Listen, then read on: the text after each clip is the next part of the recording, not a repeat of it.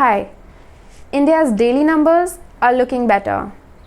Less than 1,000 COVID-19 deaths yesterday, if one can call that better, and over 78,000 new cases.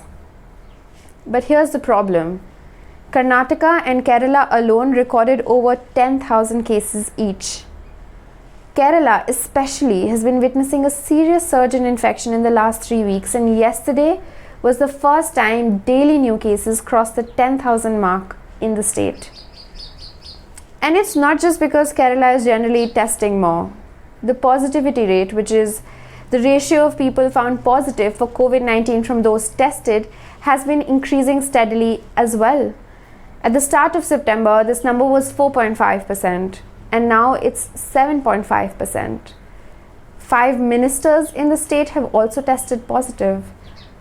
And with more than 92,000 active cases, Kerala has gone from model state to the third worst hit state in the country after Maharashtra and Karnataka. Prohibitory orders banning assembly of more than 5 people are now in place in Kerala, and only 250 pilgrims are allowed to visit the Sabrimala shrine every day when it opens on October 16th for a 5-day festival.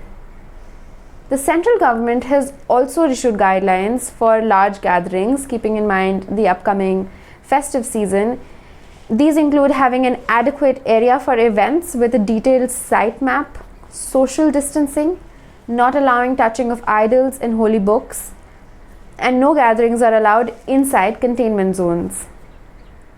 Guidelines for the reopening of cinema halls have also been issued. The centre has allowed theatres to start from October 15th with 50% capacity and 1-seat distance. The government has also released another set of guidelines, and this one more absurd. From sipping hot turmeric milk and karha to performing yoga and consuming ashwagandha, the Ministry of Ayush has issued protocol for using Ayurveda and yoga for COVID-19 prevention and treatment of patients with mild or no symptoms. To say this, especially to COVID-19 positive patients, is problematic at many levels. Despite their natural characteristics, dietary supplements and homemade remedies may cause harmful interactions with other drugs one might consume later. Just last week, Dr. Raghuraj Hegde, he's a consultant at the Ophthalmic Plastic Surgery Service in Bangalore, he tweeted that one of his patients started bleeding profusely on the operating table despite not having mentioned a medical history of taking blood thinners. Turns out a herbal concoction of ginger, garlic, turmeric and asafoetida thrice a day to prevent COVID-19 led to it. Under allopathy, which is the only shot against COVID-19 as of now, doctors do not recommend homemade concoctions. Vitamin D tablets, yes. The daily glass of karha, sure. But please consult your doctor. Let's move on to global updates. Over 36 million cases have been reported with as many as 1 million fatalities. And Europe is seeing a rise in cases again. Several countries have decided to reimpose lockdown restrictions. In the UK, daily new cases almost touched 23,000 on October 4th. For comparison, in mid-August, the country was averaging around 1,000 new cases every day. New restrictions now say that people in self-isolation cannot leave home for 10 days, not even for essentials. And in Spain, Madrid is seeing a sharp surge. It accounts for 1/3 of all new cases detected. Parks have been shut, gatherings limited to 6 people. All non-essential trips in and out of Madrid and 9 of its suburbs have been banned for 2 weeks. France is also witnessing a rise in infections since mid-August, and daily new cases peaked in the 3rd week of September. To regain control, Paris and its surrounding suburbs have been put on maximum alert.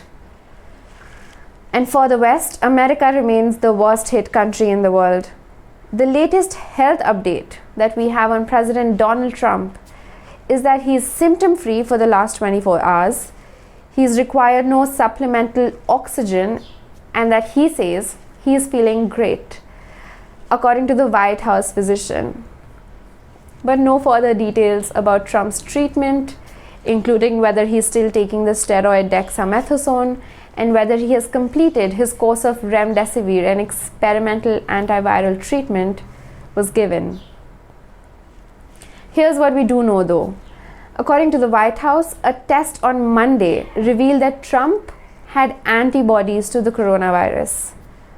Now, just a few days ago, Donald Trump received a large dose of an antibody cocktail by a company called Regeneron, which is still in clinical trials.